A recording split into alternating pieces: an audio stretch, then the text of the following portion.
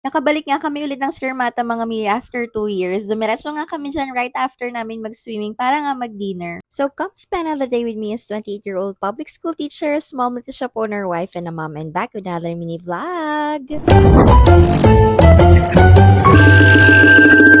Dahil nasa Talavera nga kami nun mga mima and way nga lang din namin ito pauwi. Sabi nga ng asawa ko ay dumiretso na nga kami ng Skermata para doon na nga mag-dinner. Na-try na nga rin namin dito mga sister nung 3rd wedding anniversary namin. Pero ayun, day tour nga lang mga mi at kumain lang kami nun. Bago nga kami pumunta dito mga sis, nag-message muna ako sa Facebook page nila. Baka nga kasi walang available na walk-in nung araw na yan. Kasi nung unang punta namin dito mga mi, nagpa-reserve pa nga kami. Pero luckily nga mga mi, ayan, meron nga silang walk-in nung araw na yan. At ayun, hindi na rin ako nagpa-reserve kasi available nga yung walk-in. Baka nga kasi magkaroon ng changes dun sa plano namin. And ayun, baka pag nagsabi nga kami ng time mga mi, hindi kami makapunta kung traffic nga. Nung unang punta nga namin dito mga mima, hindi pa nga vlogger ang person, char. Kaya nung unang punta namin dyan mga mima, halos picture-picture nga lang ang ginawa namin. Kakaunti nga lang yung mga videos namin nun. Pero this time mga sis, dahil vloggeries na nga ang person, itutour namin kayo, char. Actually mga mi, ang laki nga ng pinagbago nitong Skermata. Dito lang siguro sa restaurant nila. Nag-expand nga sila dun sa may dine-in area nila mga sis. Sa loob. Dati kasi mga mima, mas maraming yung tables and chairs dito sa may labas. Tapos ayun, naalala nga ni Amira itong mga pinagpicturean niya dati. This time mga mima, hindi na kami masyado nag-take ng pictures kasi nga halos lahat siguro ng spots na pagpicturean na nga namin. Char! Actually mga mima, hindi nga kami ready sa mga outfits namin. Wala kaming twinning dyan, training, ganon. Buti nga mga mima, nagdala pa nga rin ako ng pantaas ko kasi nga, magti-t-shirt nga lang sana talaga ako yan mga sis kasi pauwi na lang din kami, wala na kaming ibang plano. Kaya itong mag-ama ko mga mi, naging ube leche flan nga, char. And ito pala yung mga menu nila mga sister, i-post nyo na nga lang dahil hindi ko na nga sila nakuhanan ng pictures isa-isa. So nag-order nga muna kami mga mima para pagtapos nga namin mag-picture-picture, ayun, ready na nga yung food namin. O diba, feeling dalaga na nga itong si auntie ninyo. Dahil kung ano-ano lang ang nalalaman nyo dyan mga mima. O diba, for the supportive father ever, char. And ayan mga mi, pwede nga pala kayong mag-overnight din dito. And ayun mga sis, hindi ko naman alam kung ano yung mga prices ng overnight nila dito. I-message na nga lang yung Facebook page nila. Ilalagay ko yung page nila sa comment section. And para mas aware kayo mga sis kung ano nga inclusion ng overnight stay nila dito. Meron nga rin silang pool dito mga sis, kaso hindi na nga namin nakuhanan ng video and exclusive nga lang siya sa mga naka-check-in. And if you're looking for a place na paggaganapan ng mga occasion ninyo mga mi, like wedding, birthday, debut, and so on. Ang alam ko, nag-cater din sila mga sister kasi may mga nakikita kong post nila, grabe, very magical nga. I mean, the place itself kasi mga sis, maganda na nga siya. Tapos magkakaroon pa siya ng mga maraming ayos, magagandang ayos, ganun. And with regards nga mga sister, kung naka-check-in nga kayo, may mga activities nga rin sila na ino-offer dito. And I'm not sure kasi hindi pa nga din namin na-try. So siguro after 15 to 20 minutes na naglilibot at nagtitake ng pictures at videos, ayan, ready na nga yung food namin mga mi. Nag-order nga kami dyan ng sisig, fresh lumpia, at syempre yung pinagmamalaki nga nilang pansit Skermata mga mi, or strawberry smoothie for Amira. And yung mga food nga nila mga sis, good for 2 to 3 na nga yan. At syempre marami nga kaming naiuwing take-out charing. So if you're looking for a place to relax and at the same time eat delicious food, dito na kayo pumunta sa Skermata mga mi. Kasi for sure, mapupuno ang gallery ninyo ng pictures at syempre ang chan ninyo ng mga pagkain charing. So ayun lang muna for today's video. Thank you for watching. Bye!